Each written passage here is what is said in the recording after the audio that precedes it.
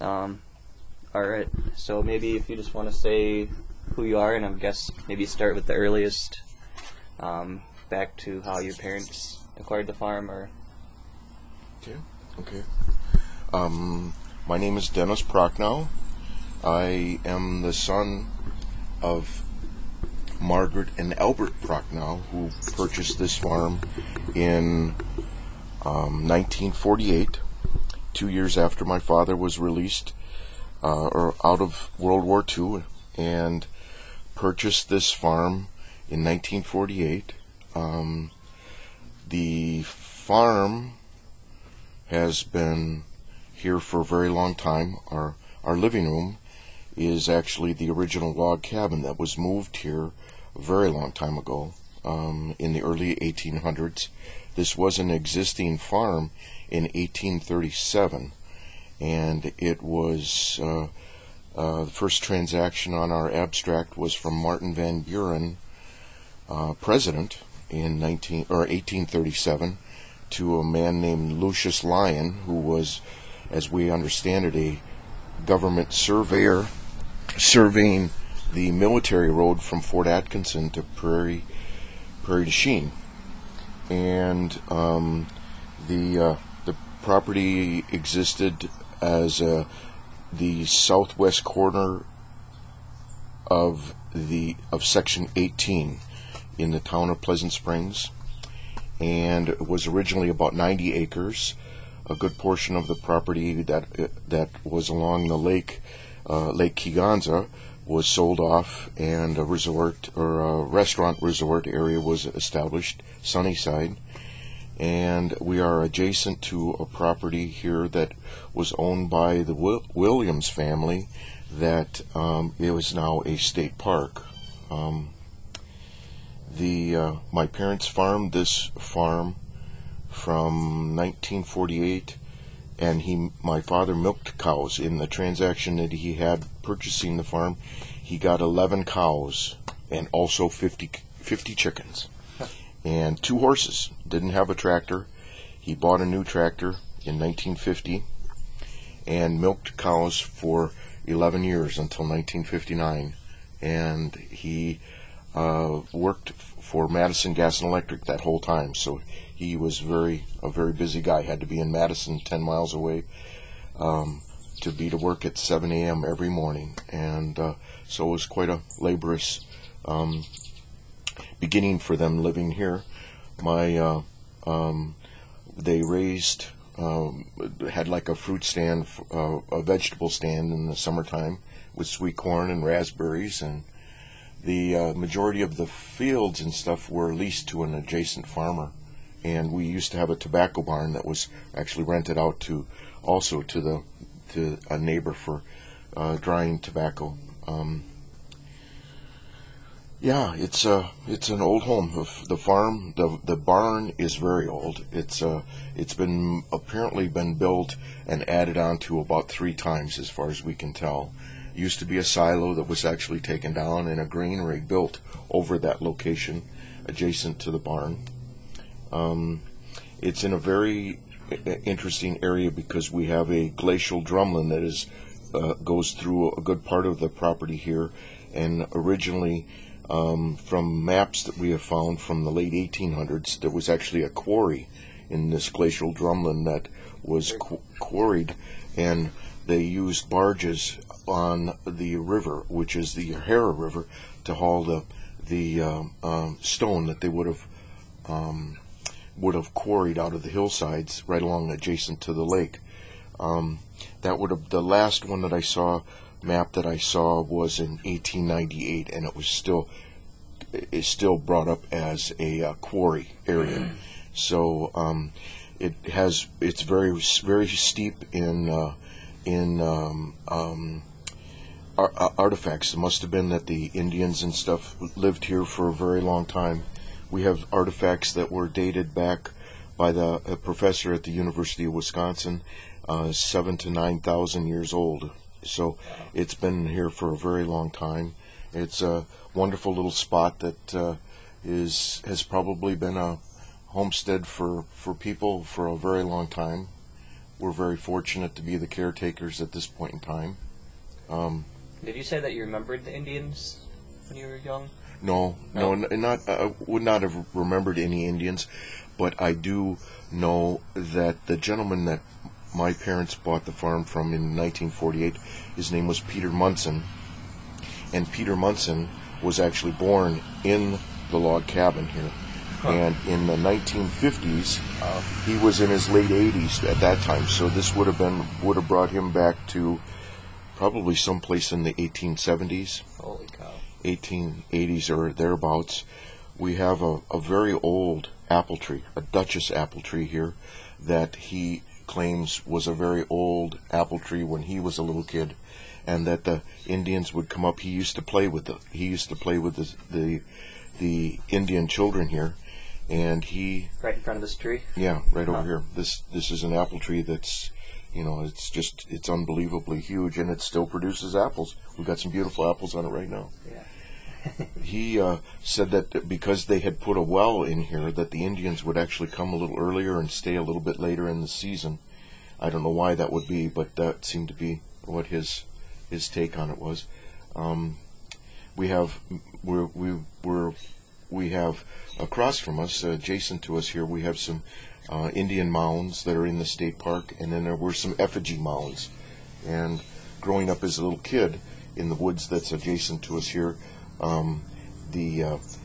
the Boy Scouts used to use it for a Boy Scout jamboree, and there'd be 200 or 300 little pup tents down on the corner, all lined up, and they would always ask us kids about things that were going on in the woods, because we knew where things would be, where you could find the bobcats, where you could find where the old mill had been, and where there'd been some old structures in the woods, and really never found out exactly what type of structures or how old they might have been, but it was always very interesting growing up here.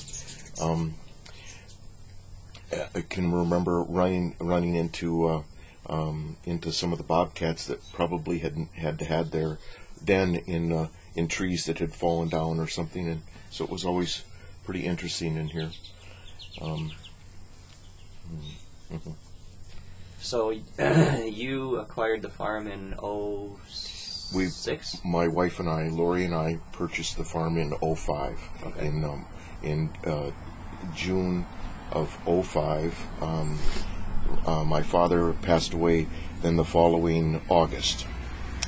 So it would have been, I think that they spent basically about 67 years here. So. Wow. Yeah.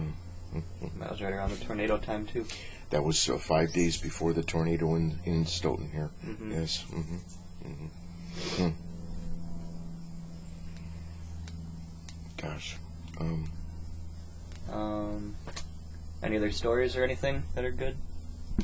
Well, there's always... Or that you remember when you were young? Yeah, well, there was a retired priest that built a home on what was a parcel of property from the farm, and he asked if he could make a driveway that went from where the farm home location is here, right adjacent to the state park. So he built a road, actually had the township even maintained it for a long time, and that was built in 1923, before there was much of anything along the lake at all.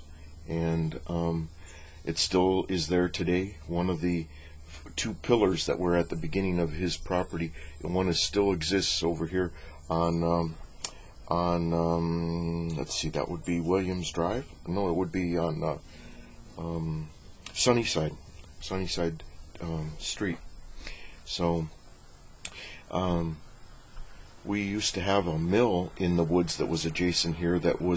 They had used, they cut down the walnut trees and would mill the trees in the center of the woods over here, and we used to go over in the fall and the wintertime and jump on the big piles of the cutoffs, and for the rabbits we could rabbit hunt, and it was the woods was used as the pasture for the people that had been leasing the farm from the Williams family trust, and so the woods had beautiful trails and stuff in it. So it was always quite a wonderland to grow up here.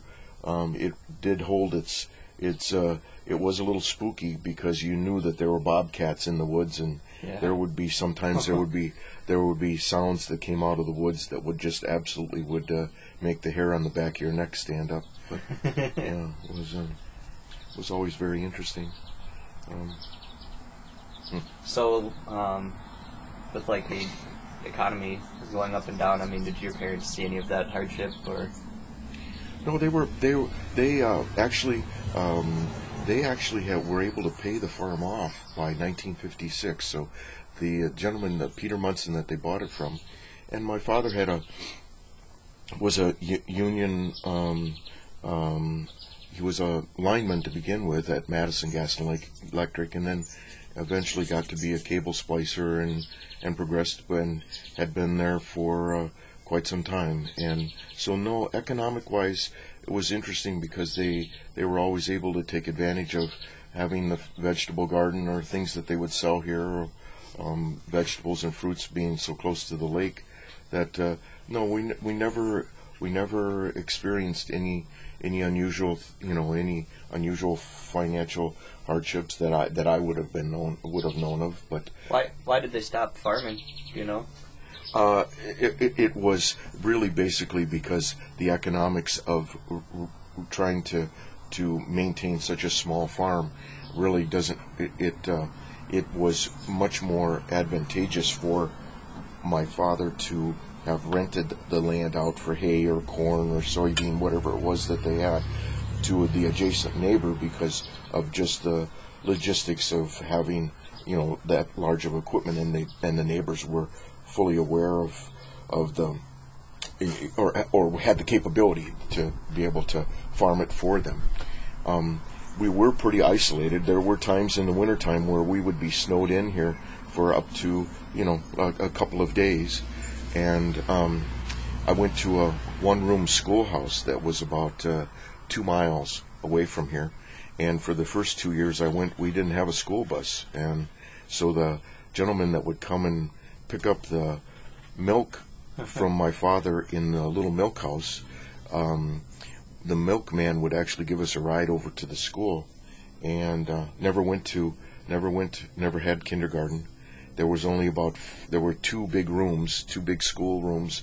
There were 4 rows in each room, and 1st through 4th and 5th through 8th, and Mrs. Swan was my teacher for 4 years. I had 1 year there were 5 kids in my row, so there were 5 kids in my class.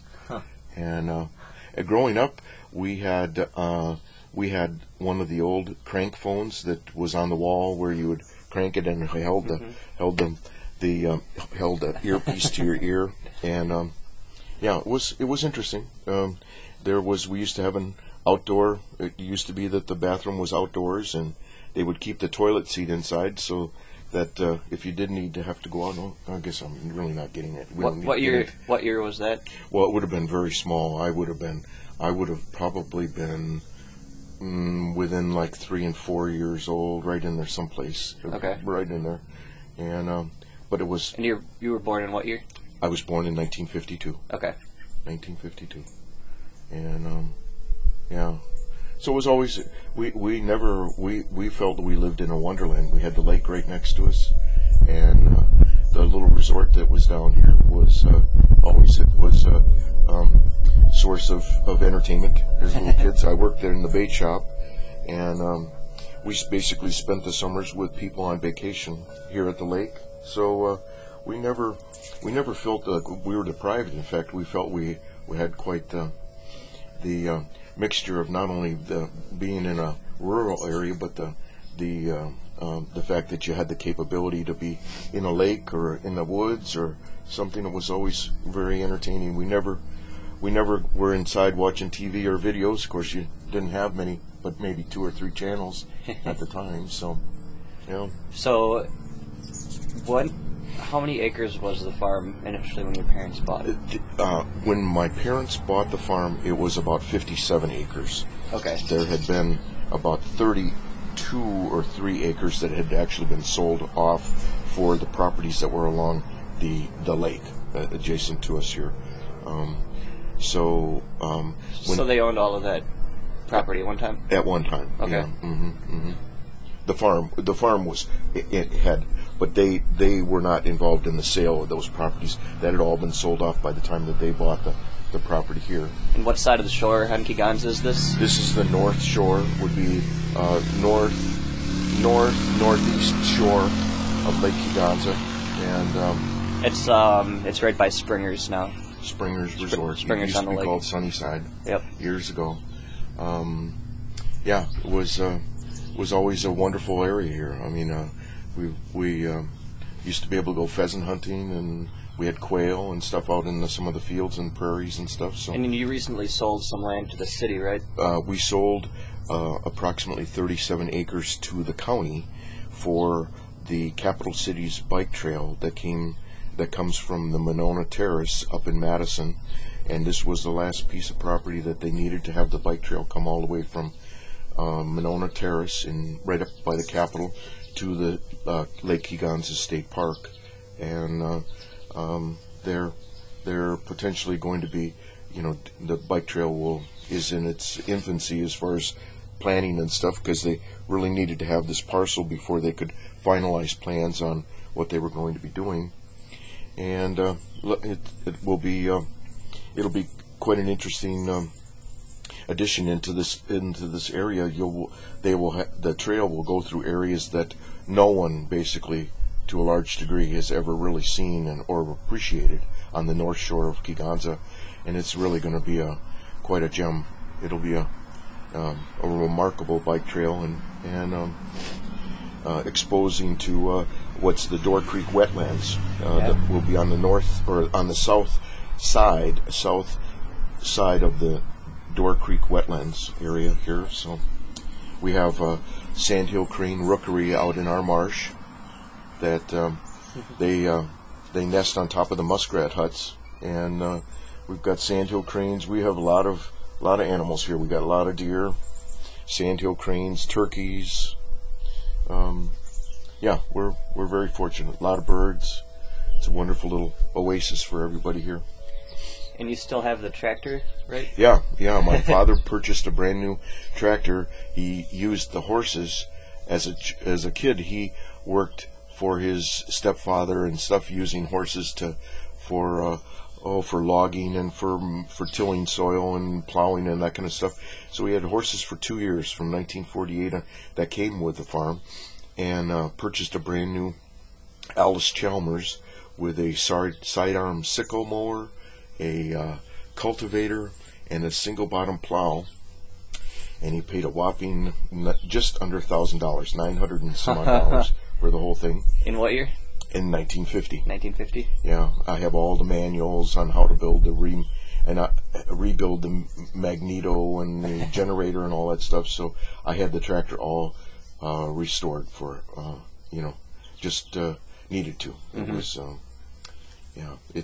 it's a wonderful little addition to the farm. So. All right.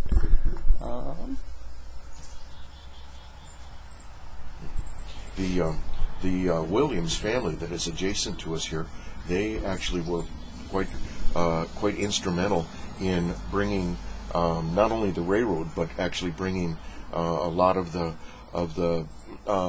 what would have been early real estate sales to the lake area here. They were a family out of the Pittsburgh area, and actually had commissioned a boat to be built in Pittsburgh and brought by railroad all the way down here to Lake Kegonsa on the east shore of Lake Kegonsa, and was put in the lake and used to drive people around the lake to show them what would be potential real estate spots.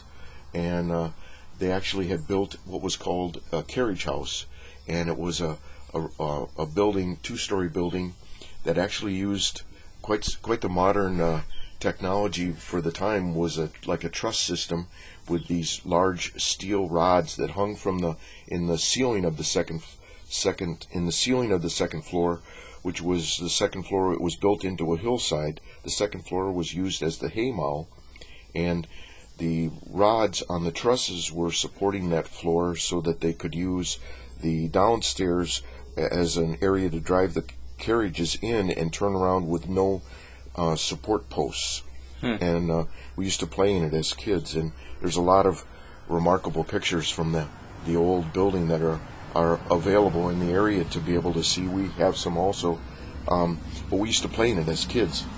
They weren't able to get enough donors together to actually restore it in the early 1970s, and it was actually portion of it was actually burned. It was taken down, which was to the chagrin of most people. My mother was very disheartened when that happened. So it was quite a piece of history from the area. But the Williams family continued on with the farm until the early 1960s, about 62 or 63, I think, is when the family trust either sold it or turned it over to the state. But